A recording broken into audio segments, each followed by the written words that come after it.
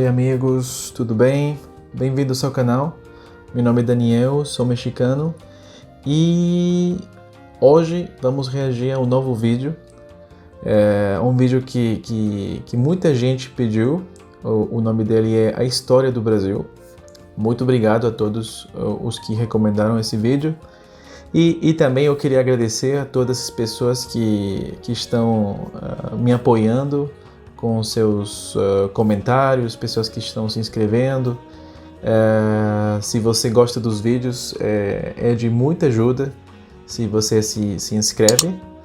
E então eu só queria agradecer isso, porque além de eu estar aprendendo muitas coisas, eu também estou gostando de ler todos os seus comentários, também de aprender sobre eles, porque é lógico, é normal.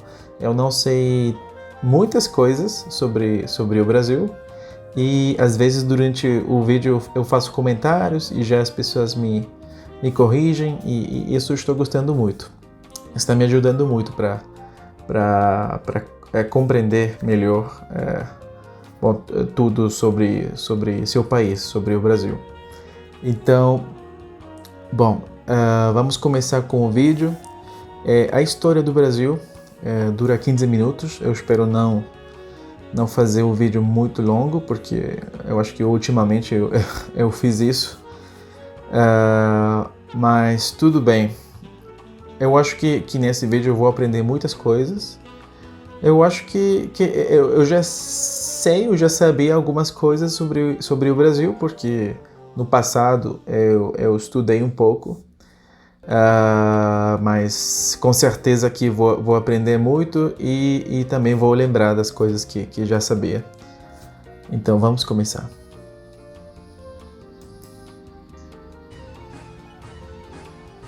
Antes da chegada dos portugueses, o território do Brasil era habitado por diferentes tribos indígenas. Então, em 1500, Pedro Álvares Cabral chega ao Brasil e chama o local de Ilha de Vera Cruz. Porém, depois de algum tempo, passa a chamar o local de Terra de Santa Cruz. No entanto... Ilha... Bom, já comecei, né? Aqui tenho vários comentários. Então, aqui a primeira pessoa que chegou, segundo a história, não sei, eu esqueci o nome dele em português, mas em espanhol é Cristóbal Colón. E ele chegou em 1492, quer dizer, só 8 anos antes que o Pedro Cabral. E o outro comentário, bom, acho que era só isso mesmo. Não, sobre a ilha de Vera Cruz. Aqui também se fala a mesma coisa. E de fato, Vera Cruz é um estado do México. Não sei se você sabia, mas tem aí uma relação que eu gostaria de compreender melhor.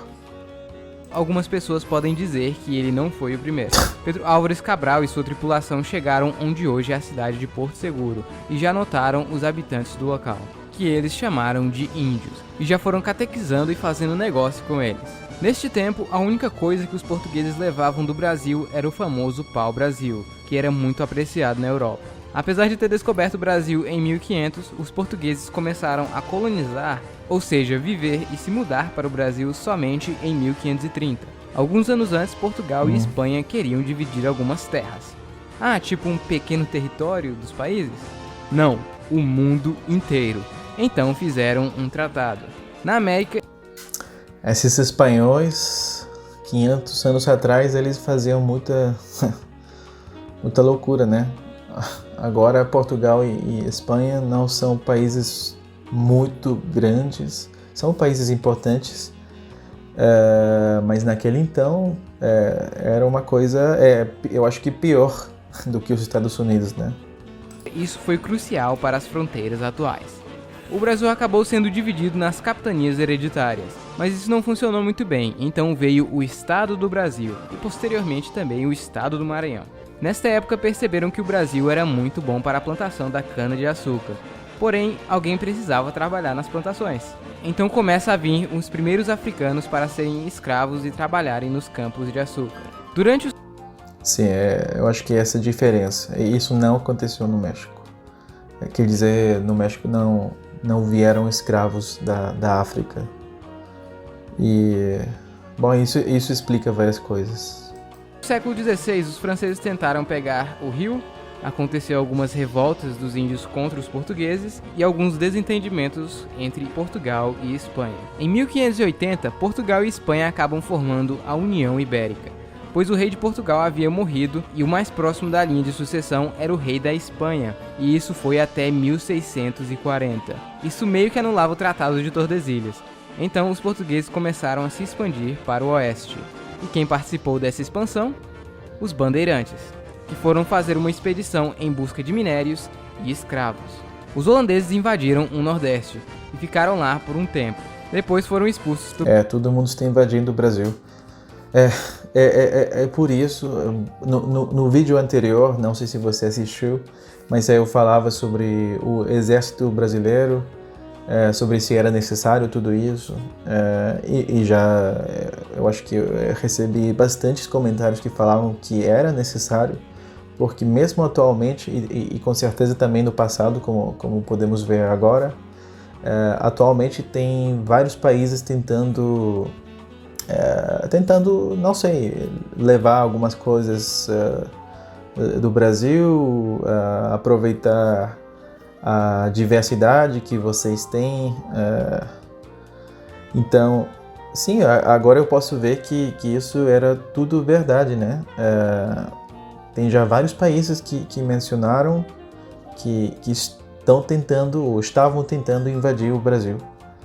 E com certeza eles tinham um motivo, né?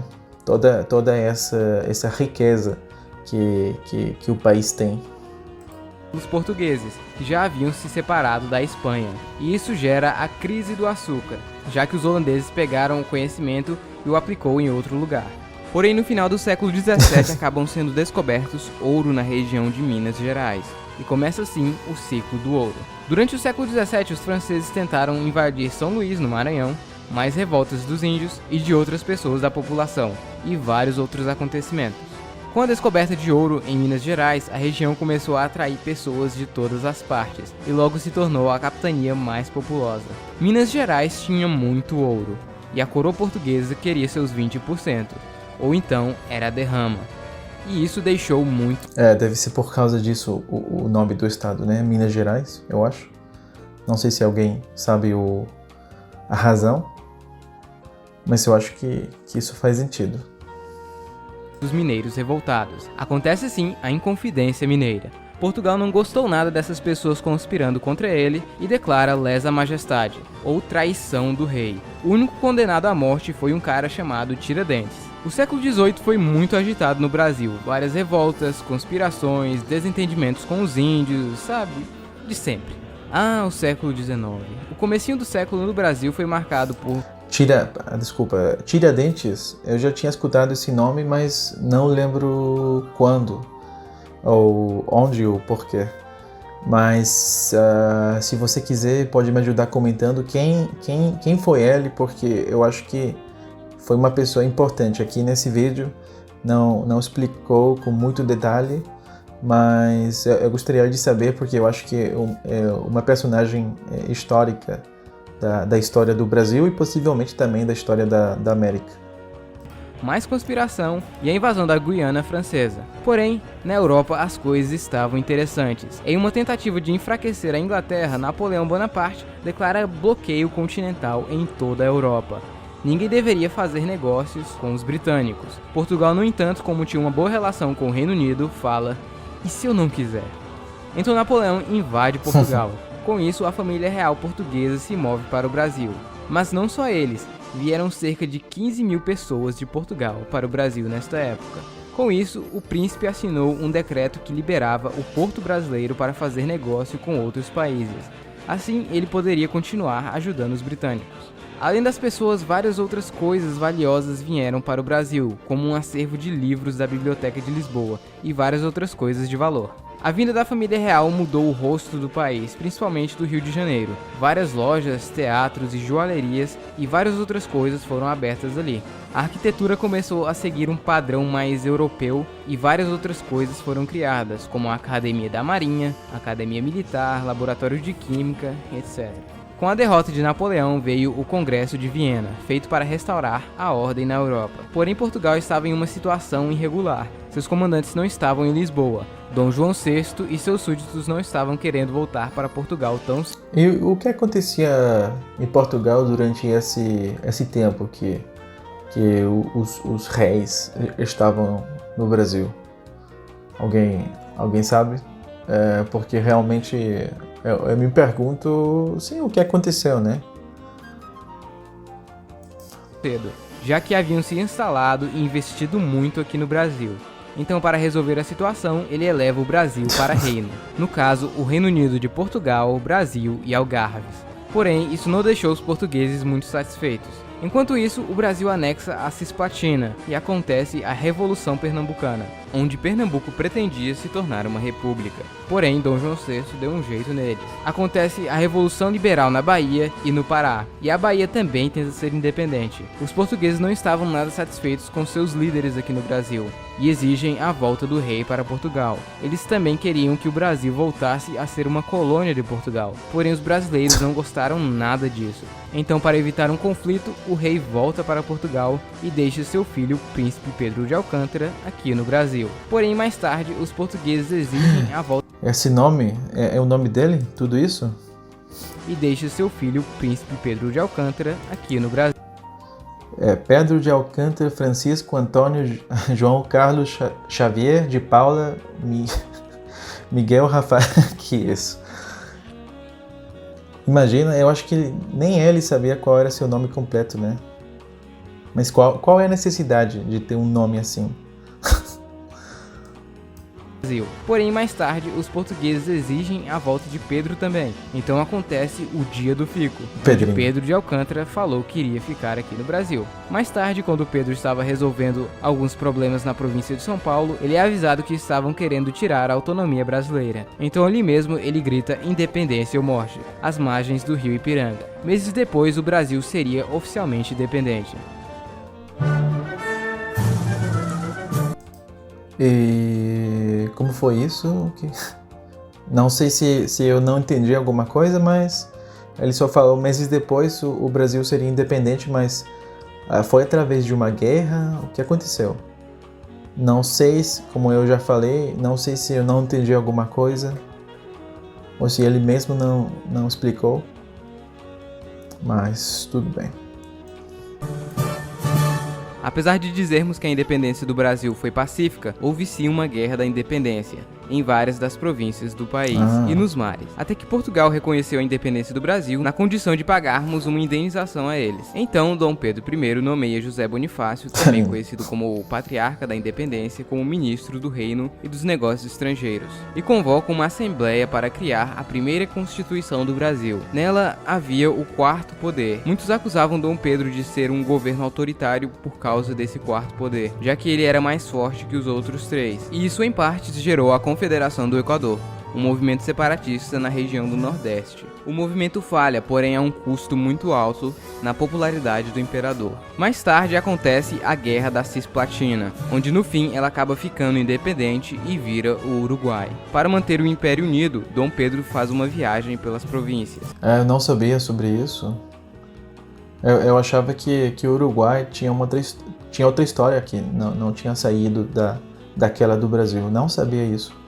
Até agora eu acho que é assim, um dos dados mais interessantes que eu aprendi nesse vídeo. Eu gosto muito do vídeo na questão gráfica, porque eles explicam bem, de uma maneira simples. Só que eu acho que estou perdendo alguns detalhes.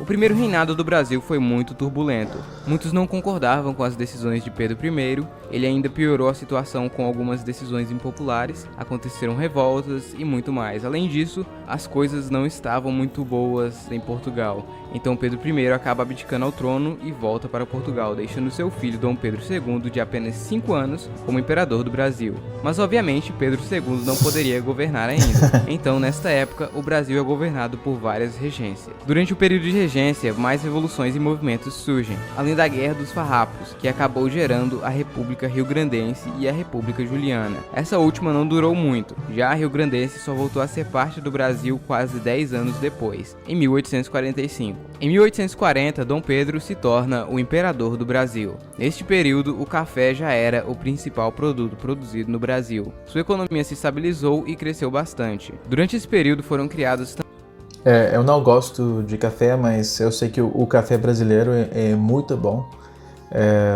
Talvez vocês, se vocês gostam de café, podem confirmar isso, mas eu já escutei que é muito bom.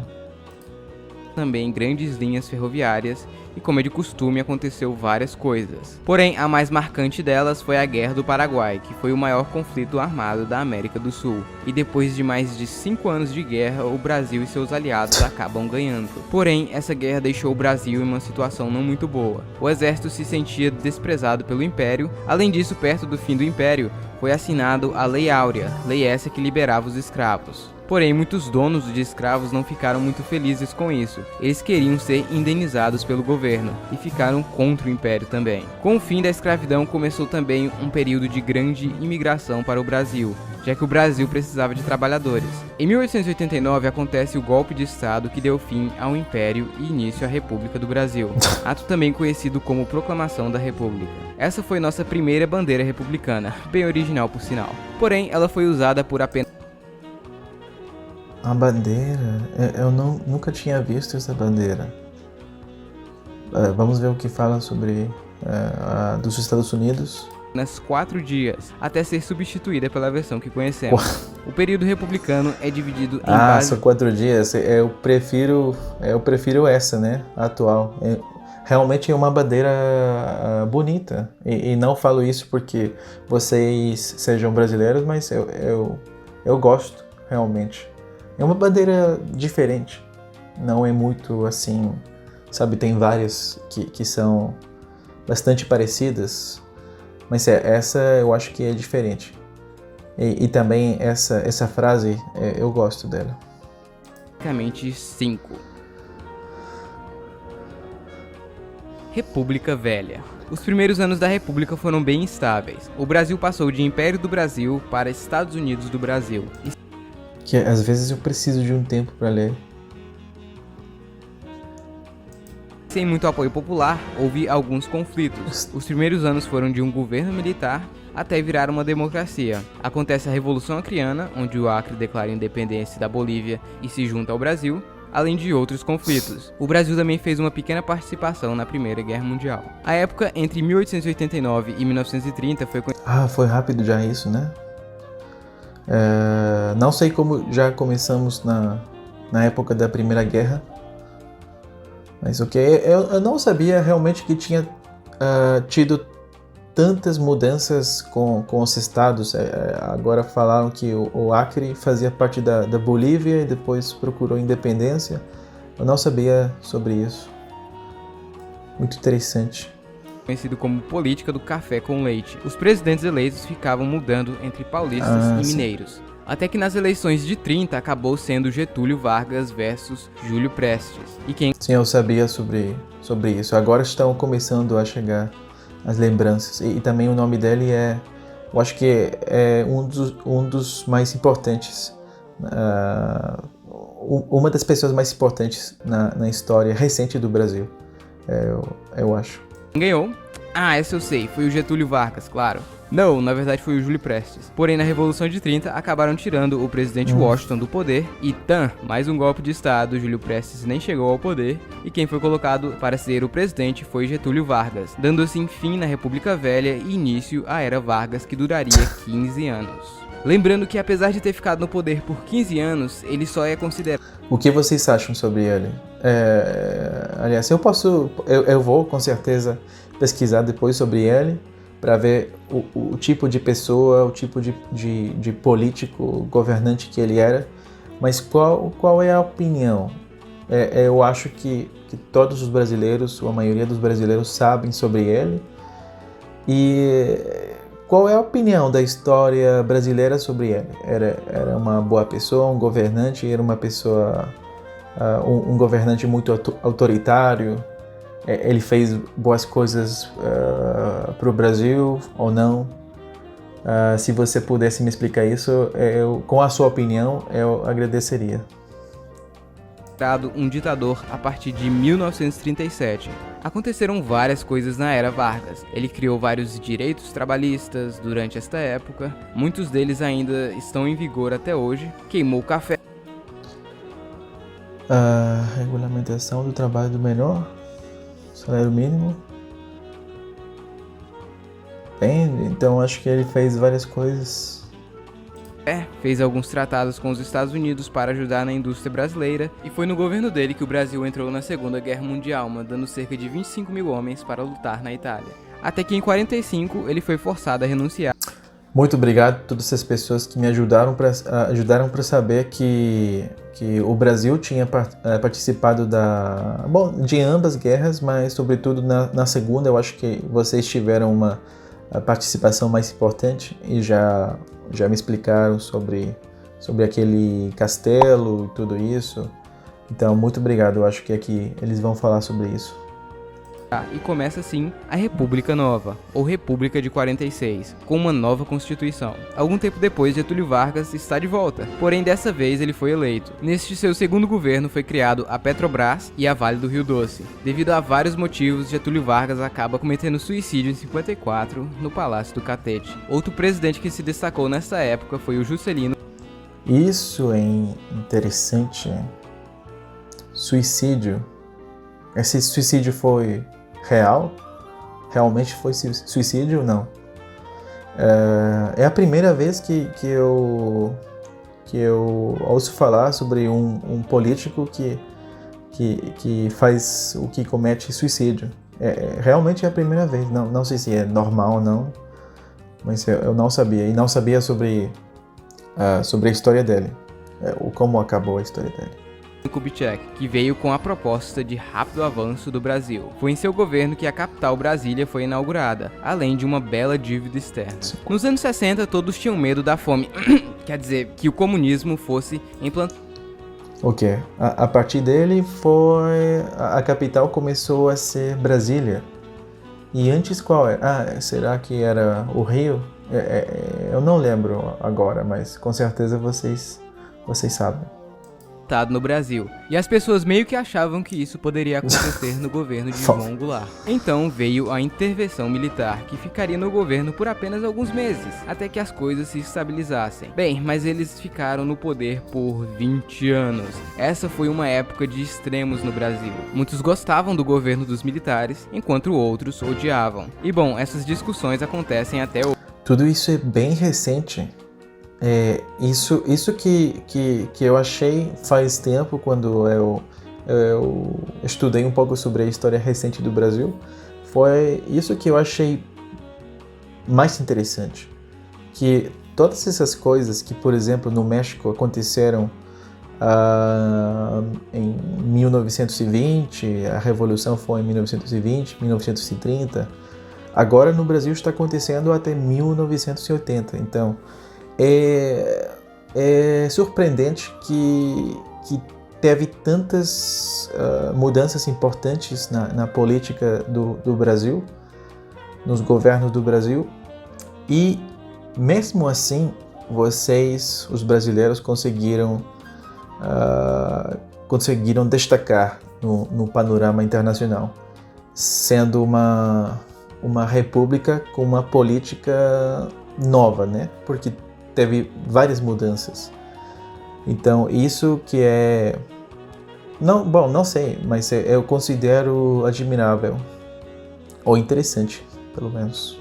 hoje. Na época dos militares, a economia do Brasil cresceu muito, mas também houve um aumento na dívida. Depois de muito tempo, os militares foram aos poucos devolvendo o poder, e o Brasil voltou novamente a ser uma democracia. Então temos a Nova República, que vai de 1985 até os dias atuais. Foi elaborada uma nova Constituição, conhecida como Constituição de 88, e desde então o Brasil teve mais um monte de presidentes, 2 impeachments, escândalos, manifestações, o de sempre. Hoje, o Brasil é a 9ª economia mundial em PIB bruto, logo à frente do Canadá e atrás da Itália. Porém, considerando que o Brasil tem mais ou menos 210 milhões de pessoas, esses números são desanimadores. Em PIB per capita, estamos na posição 68. E sim, o PIB do Brasil teve uma queda gigantesca nos últimos anos.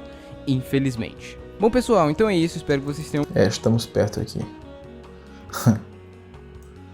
gostado. Não saia do vídeo agora, calma aí. Como vocês sabem, o meu canal é mais focado em geografia e história. No caso das histórias, eu gosto de contá-las de forma resumida, rápida, simples e engraçada, para chamar a atenção do maior número de pessoas possível, e assim talvez fazê-las se interessar mais pelo assunto e buscar saber mais por elas mesmas, assim como foi neste vídeo. Obviamente você não vai sair daqui sabendo tudo sobre a história do Brasil, então para quem quiser ter um entendimento maior sobre o Brasil e entender É isso que aconteceu comigo. o porquê ele está assim hoje, o Brasil Paralelo está produzindo A Última Cruzada, uma série de 5 episódios focados na história do Brasil, onde terá a participação de vários historiadores e Bom, como eu estou fazendo esse vídeo, eu vou ter que parar agora, eu vou assistir depois o resto.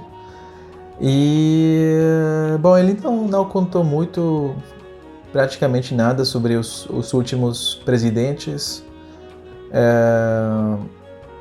Mas sim, como eu falava, essa nova república tem só quanto tempo? 35 anos? Quer dizer, é muito jovem, né?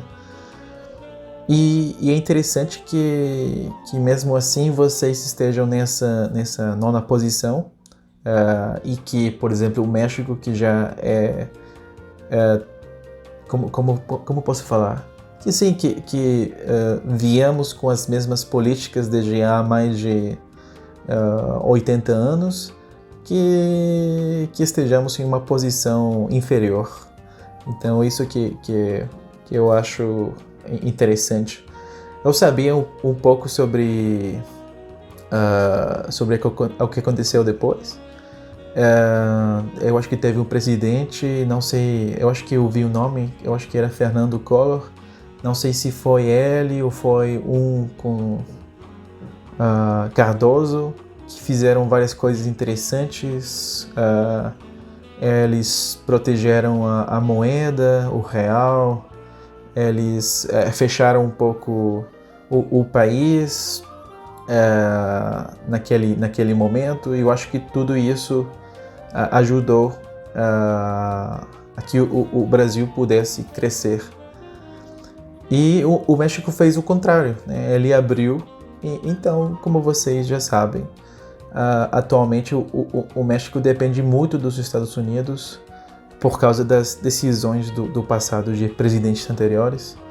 E o Brasil, bom, está um pouco mais longe dos Estados Unidos, mas eu acho que uma economia um pouco mais independente, que produz, que tem uma maior produção. E bom, eu gostei muito do vídeo, obrigado a todos aqueles que recomendaram. E bom, eu aprendi várias coisas, eu também agora terminei com mais dúvidas, mas eu vou investigar sobre isso.